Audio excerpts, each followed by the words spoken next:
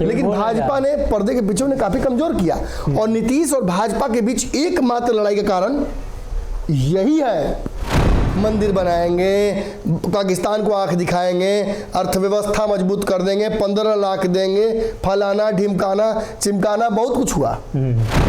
एक आदमी राम मंदिर पे राम जी पे बोल दिया, दूसरा सेना पे बोल दिया। सेना पे राम जी पे बोले तो जदयू ने क्या किया, पूरा का पूरा रामायण दे दिया, रामायण फेंक के मारा माथा पर कि क्या मैं अपने दम पर जीता हूँ, नीतीश की वजह से जीता हूँ, या लोकसभा में मैं मोदी के चलते जीता हूँ।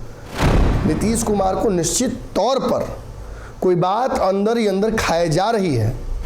सफल रहने के बावजूद 17 में वो वापस भाजपा की तरफ क्यों गए, इसी का जवाब अगर खोज लीजिएगा तो ये दोबारा पलटी मारेंगे कि नहीं, इसका जवाब मिल जाएगा। भाजपा चिराग पासवान को Z+ देके झुंझुना बजाने वाले बच्चे की तरह झुंझुना क्यों दे दिया?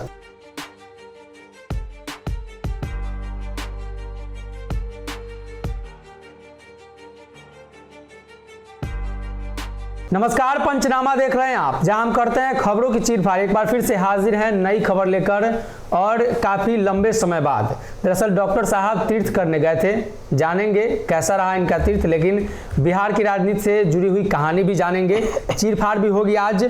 और आज चीरफाड़ बिहार में एक बार फिर से सरकार की होगी।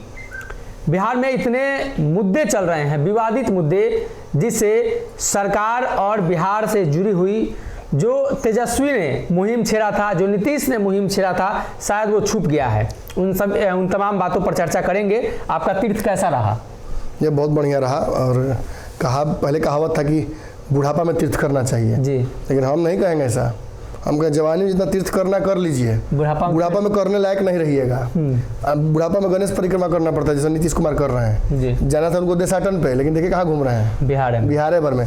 पहला कैंडिडेट होंगे पीएम के जो बिहार में प्रचार करके जीत जाएंगे, देश के प्रधानमंत्री बन जाएंगे। ये अचंभित करने वाली बात है।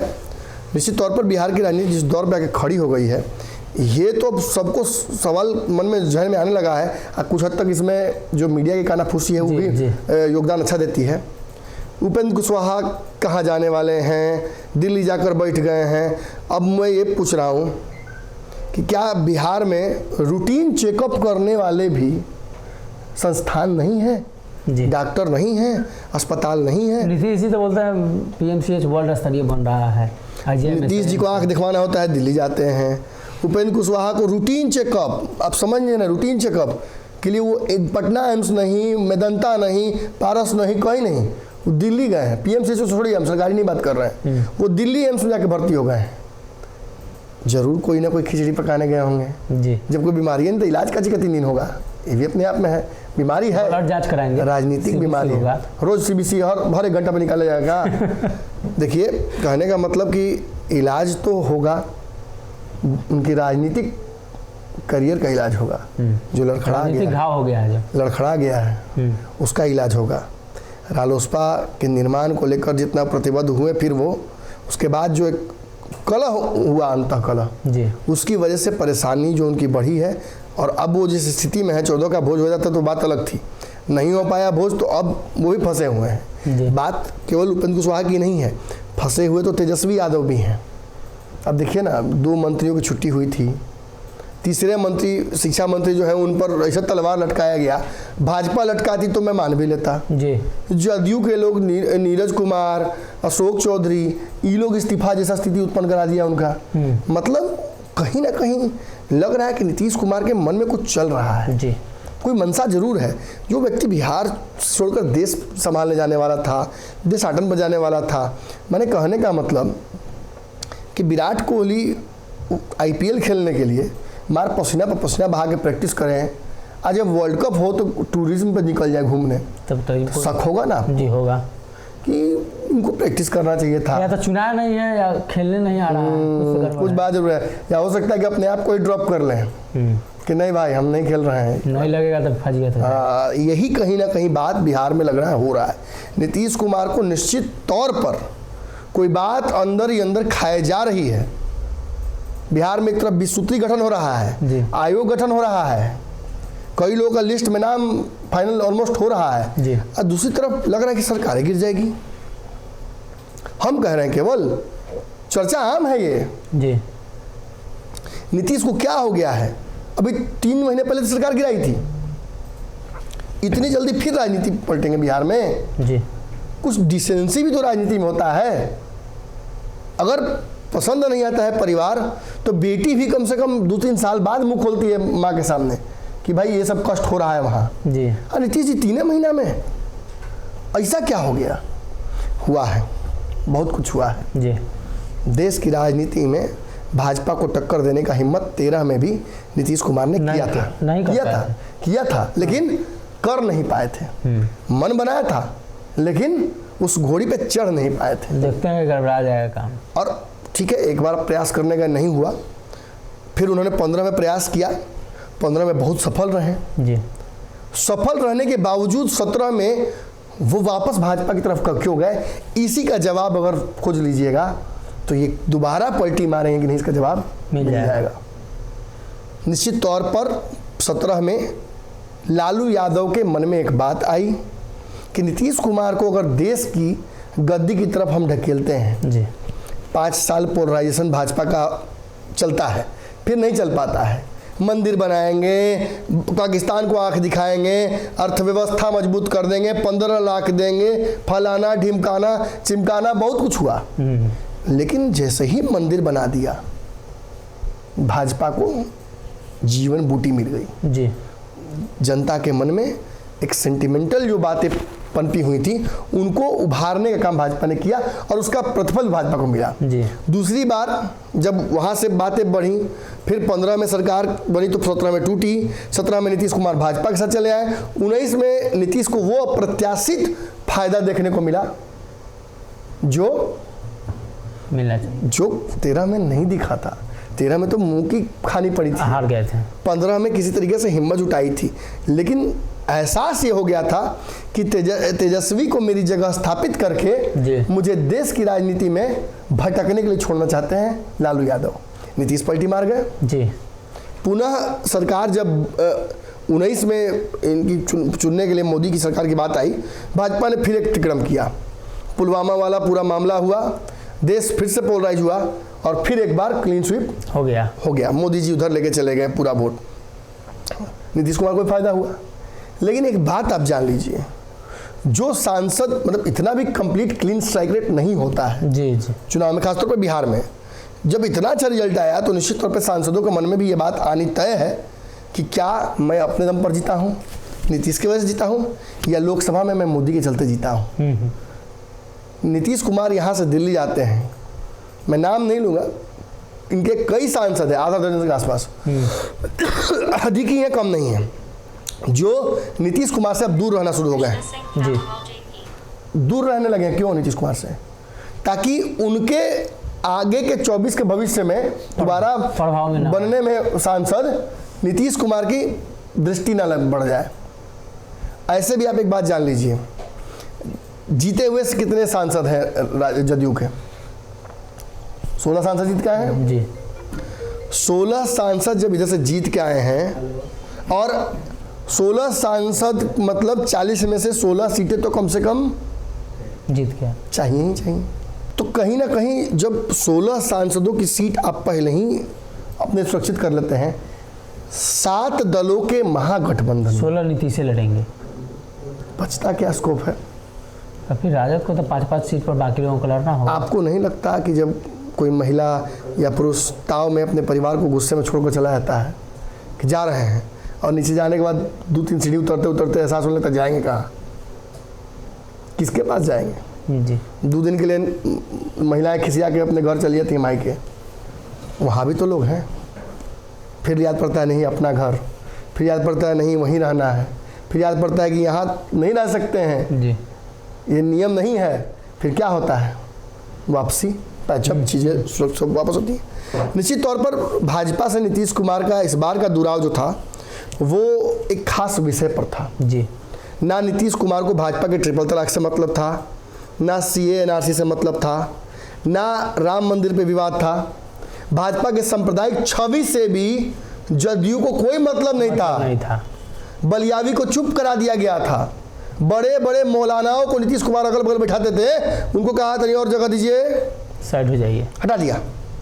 और आरसीपी सिंह को, सुशील मोदी को, इन लोगों को कमान देने का मकसद ही था कि ये गठबंधन मजबूती से रहे जी। और निश्चित तौर पर भाजपा की मंशा जो थी वो नीतीश कुमार की कुर्सी प्राप्त करने की थी, नीतीश को कमजोर करने की थी।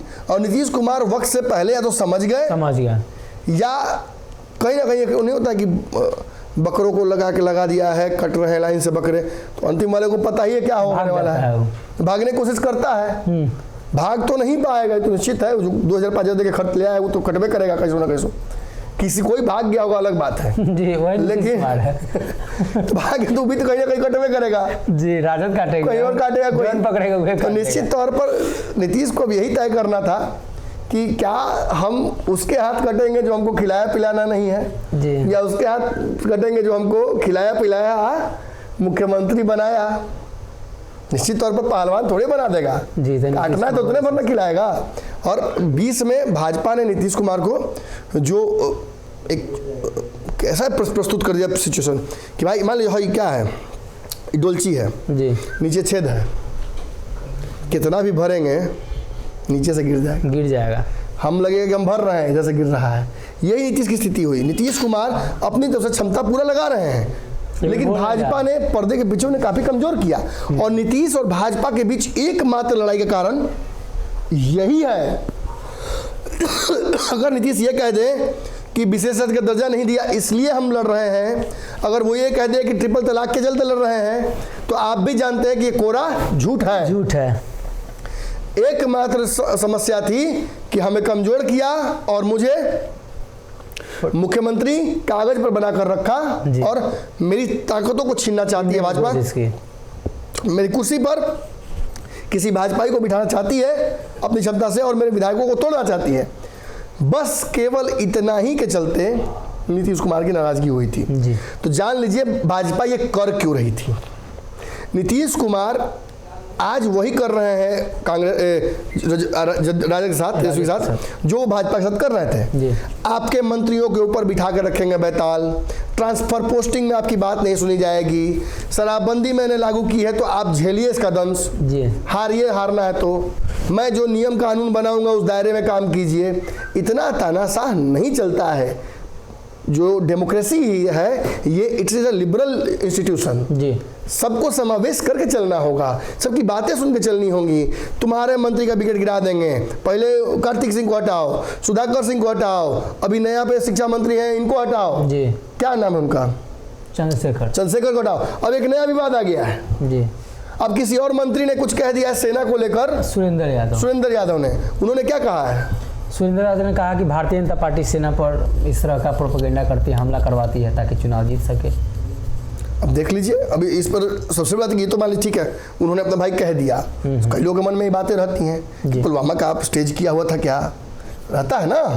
अब देशद्रोही मत कहला जाए इसलिए कोई बोलता नहीं है बेचारे, एक रामचरितमानस में बोल गए हैं, दूसरे सेना पे बोल गए। अब यही दुगो मुद्दा ही था जिसमें भाजपा जीत के आती है। पहला चरण में जीत के आई राम मंदिर पे, दूसरा बार जीत के आई सेना पर। एक आदमी राम मंदिर पे राम जी पे बोल दिया, दूसरा सेना पे बोल दिया। सेना पे राम जी पे बोले तो जदयू ने क्या किया, पूरा का पूरा रामायण दे दिया, रामायण फेंक के मारा माथा पर। देखिए तेजस्वी वो भी उससे उभर ही रहे थे कि अब बड़का बड़का बैलिस्टिक मिसाइल फेंक रही है जदयू। नीरज कुमार ने साफ कर दिया कि जो बयान दिया है मंत्री जी ने गलत है, बयान सरासर गलत है।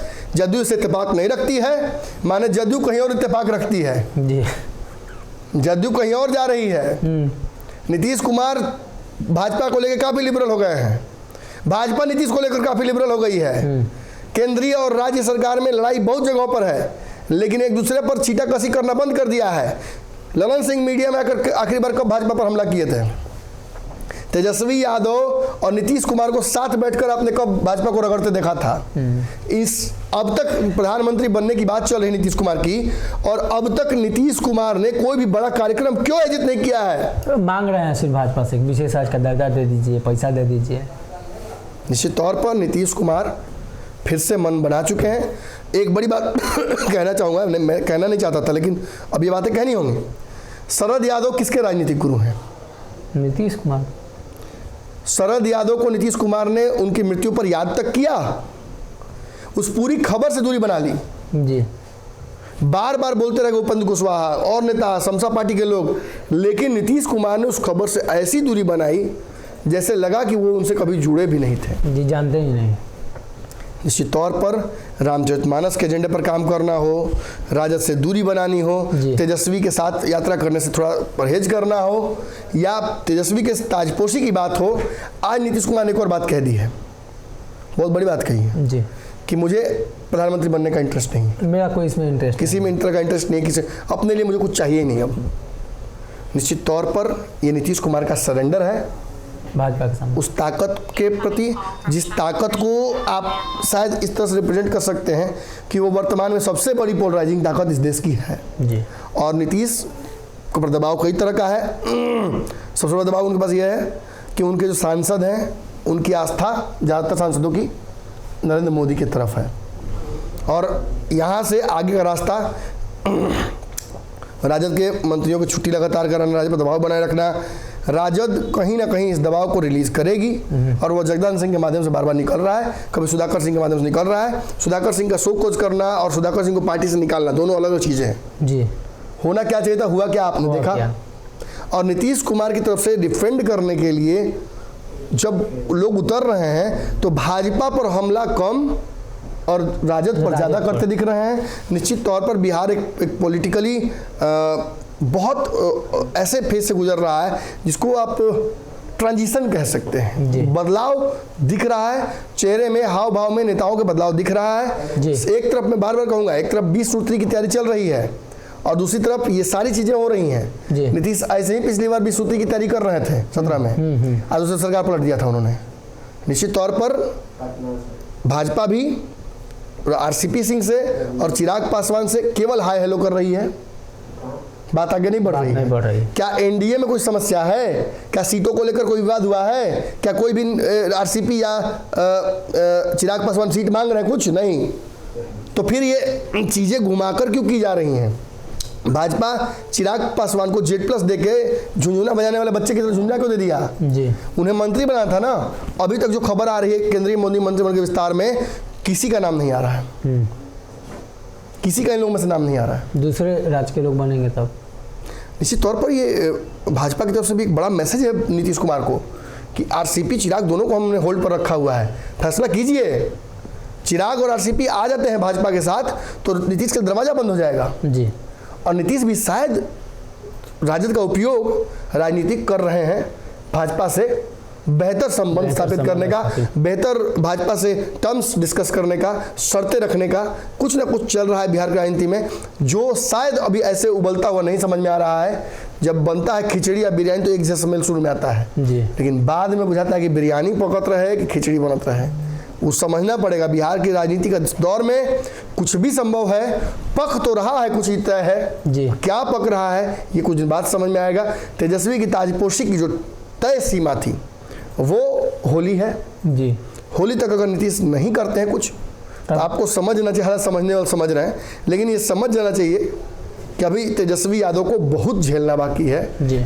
अगला सीएम नीतीश कुमार के हाथ से बनेगा तो भाजपा का ही बनता दिख रहा है। तेजस्वी का मुझे लगता है फिर से राजनीतिक हत्या जैसे 17 में किया था ये फिर करते नजर आ रहे हैं मुझे जी। तो कहीं ना कहीं तेजस्वी यादव के लिए ये मुश्किल का दौर है।